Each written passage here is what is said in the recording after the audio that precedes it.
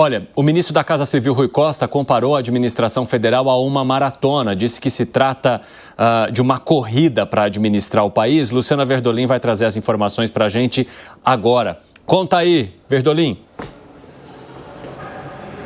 A uma rádio lá de Sergipe, Cine, o ministro Rui Costa, ele tentou explicar a queda na popularidade do presidente da República e do governo federal de uma forma geral. Ele disse o seguinte, que governo precisa de planejamento, não dá para ser afobado, é preciso lembrar que governar é como uma maratona, não dá para comparar com uma corrida de 100 metros. Quem faz isso, de acordo com ele, fica sem fôlego e não consegue terminar o percurso. Por isso, o ministro Rui Costa, ele justifica que é preciso paciência, é preciso planejar sem ansiedade ou preocupação de colher os frutos antes da hora.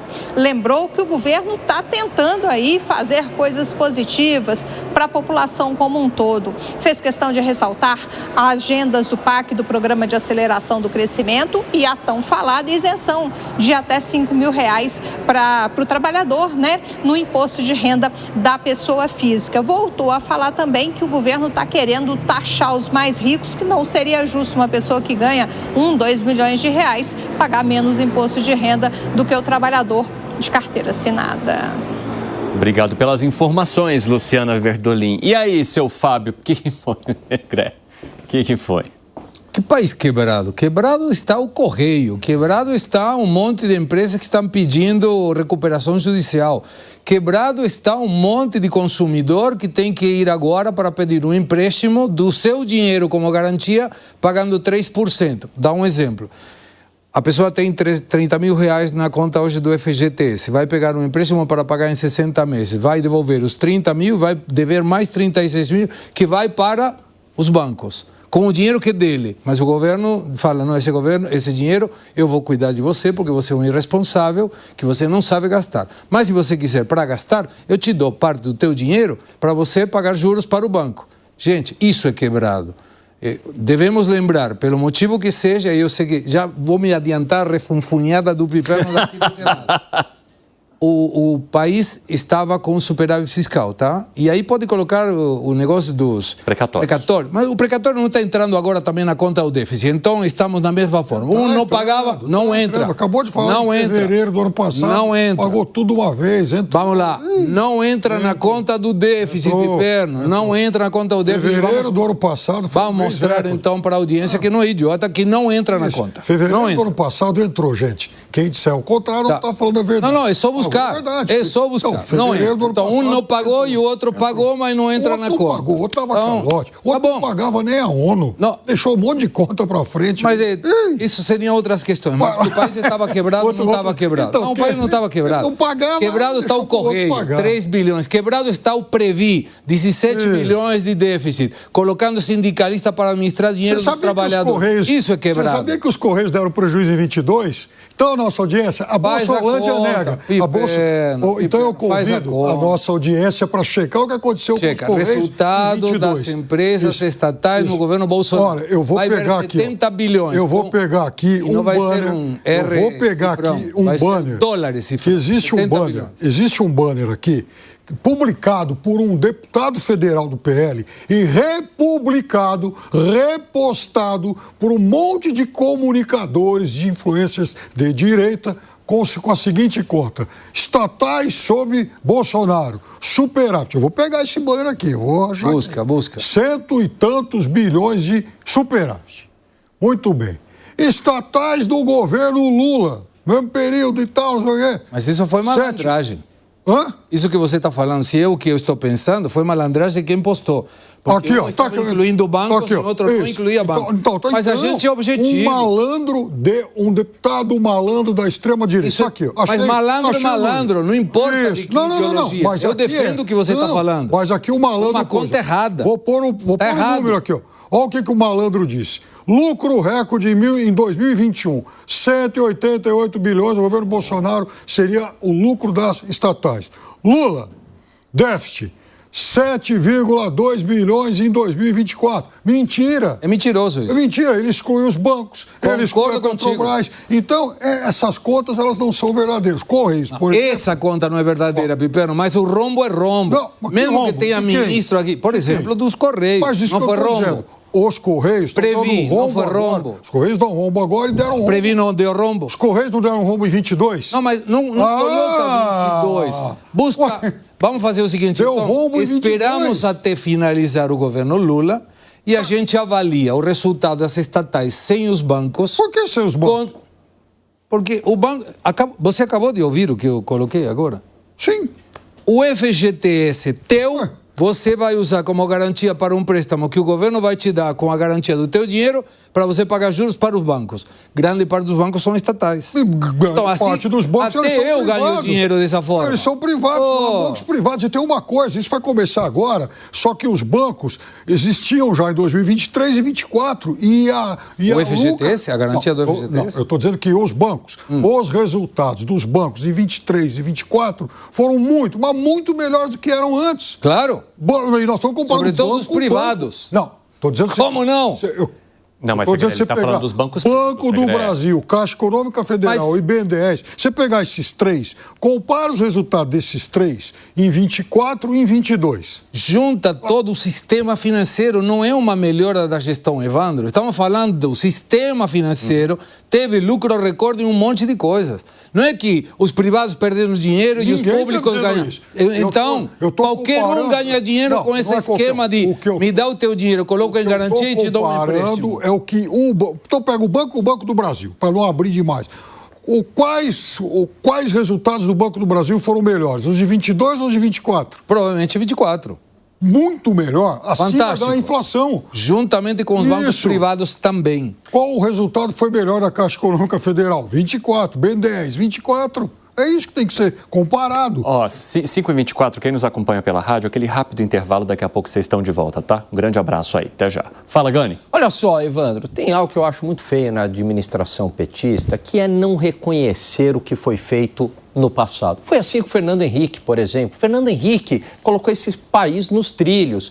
Teve criação de agências reguladoras, Plano Real, uma série de privatizações e eles não reconheceram. Tripé macroeconômico que o governo Lula 1 foi muito beneficiado e falavam da herança maldita, herança maldita. Se não fosse aquela herança maldita, entre aspas, o governo teria colhido frutos naquela época. Então, ou seja, você acha que o Rui Costa estaria sendo infeliz ao dizer que pegou um país quebrado? Novamente. Lógico. Por quê? Porque também durante o governo Temer e governo Bolsonaro tiveram reformas muito importantes, Evandro. Veja, a independência do Banco Central. O Banco Central agora está subindo juros, apesar de toda a pressão política, e tem mantido esse país minimamente nos trilhos, porque é independente. Isso foi aprovado durante o governo Bolsonaro. A reforma trabalhista aprovada no governo Temer tem efeito no mercado de trabalho até hoje. Quem é que está colhendo os frutos da maratona? Porque o efeito da maratona é lá na frente. É esse governo. Algo que foi aprovado lá atrás. Lei de liberdade econômica, que flexibilizou negócios. Paulo Guedes. Reforma da Previdência, economizou 800 bilhões de reais. É o que a gente gastou numa pandemia. Opa, não. Previsão, vai economizar. Mas imagina, Piperno, mas imagina a estimativa de economia como um todo. Se não 10 anos. Se não tivesse uma reforma da Previdência, ainda com efeito da pandemia, seria muito maior, né, em termos de juros, de prêmio de risco. Então, muitas reformas ocorreram a despeito da pandemia, Piperno. Então, veja, Paulo Guedes pilotou esse país, Jair Bolsonaro, Tarcísio, a turma toda, pilotou esse país aqui numa turbulência danada, numa pandemia. E aí o pessoal não reconhece isso. Pegou a casa muito mais arrumada, apesar da pandemia, Fábio Piperno. Piperno, mas você acha que o Rui Costa tem razão de dizer que o PT pegou um país quebrado? Pegou um país em péssima condição. Pelo amor de Deus, Piperno. Pelo amor de Deus. Eu citei uma série de... O país cresceu em 2022. Uma coisa.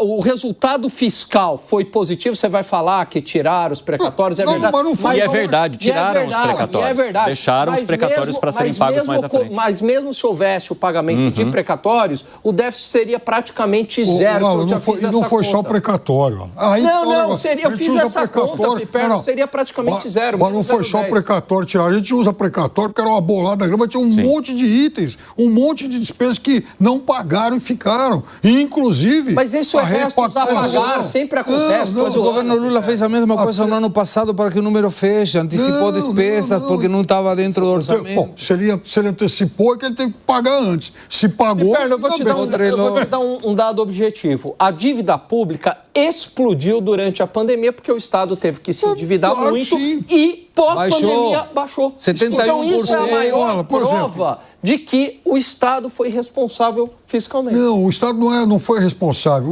O Estado achatou um monte de coisa. Então, por exemplo, se você não reajusta a aposentadoria, salário mínimo, é óbvio que o dinheiro vai escasso, Piperno. Alguma coisa tinha que ser feita. Um estadista, ele toma decisões difíceis. É verdade. Um populista joga ou faz o que é mais fácil e faz a curto prazo. Isso, eu concordo com você. Só que aí que está o negócio. O estadista, ele tem que tomar decisões difíceis, é verdade. Então vai cortar do lombo de quem tem bastante carne, não cortar de salário mínimo. Mas cortou de todo mundo ali, a época, diminuiu grana para todo mundo. Inclusive, essa é a reclamação, inclusive, do alto funcionalismo público. Rui Costa tem que dar uma justificativa de por que a coisa está ruim. Então ele fala, pegamos um país quebrado, então por isso que estamos passando pelo que estamos passando. Bom, o país está crescendo. Quero te ouvir, Zé. Primeiro, não é um país quebrado. A gestão do ex-presidente Jair Bolsonaro era descentralizada e ele delegava muito e delegou ao Paulo Guedes a economia do país, uniu todos os ministérios desse setor e equilibrou. E graças a essa gestão de Paulo Guedes, do ex-presidente Jair Bolsonaro, que o governo Lula recebeu um país equilibrado, com gastos controlados, principalmente na máquina pública, porque houve demissões, sim, houve muita demissão de funcionários públicos que não faziam nada, que não tinham uma função certa. Geralmente, esses funcionários que não tinham estabilidade eram demitidos para colocar novos. O ex-presidente Jair Bolsonaro não colocou novos. Devo dizer que nos ministérios houve um controle muito grande, até porque os ministérios tinham muito militares. Me disseram que o principal ponto é que eles chegaram e exigiram horário de trabalho. Chegavam, cadê fulano? Uma mesa vazia, cadê fulano? Horário de trabalho, exigiam postura de funcionário público e assim por diante. Então, houve sim um equilíbrio das contas públicas, continuidade do que veio do ex-presidente Michel Temer, que em 2 anos deu um controle muito bom. Então, assim, não é verdade que pegou um país quebrado e um país descontrolado. Estava, sim, um país controlado e com a economia em dia. Agora, me chama a atenção sobre governar é uma corrida. Eu já ouvi várias frases, governar é isso, é igual aquela história, amar é não sei o quê, amar é não sei o quê. Governar é construir estradas, no sentido mais amplo do significado de estradas, né? O que é governar? É provocar o bem-estar, é fazer uma gestão que possa levar às pessoas um sentimento de que está bem, de que está confortável. E isso não está acontecendo. E é o resultado disso que vem através da queda de popularidade. Isto é o termômetro central de um governo.